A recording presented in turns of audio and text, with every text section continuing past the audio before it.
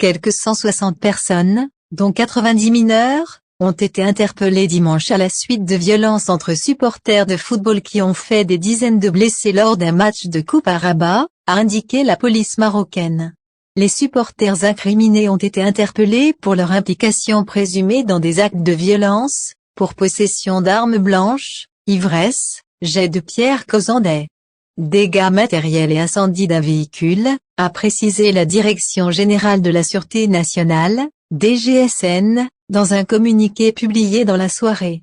À la fin d'un match de la Coupe du Trône disputé dans la capitale, des ultras de la FAR, le club des forces armées marocaines basé à Rabat, éliminé 2-0, ont envahi la pelouse pour affronter les supporters du Maghreb de Fès, MAS, selon les médias locaux.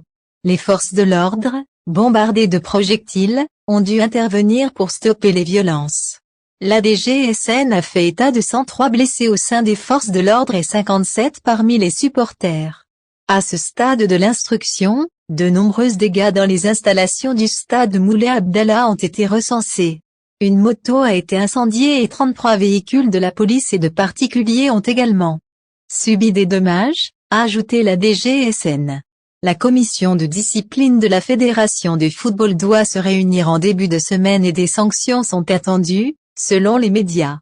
Ces incidents sont les premiers depuis le retour fin février du public dans les enceintes sportives après 2 ans de fermeture à cause de la pandémie de coronavirus.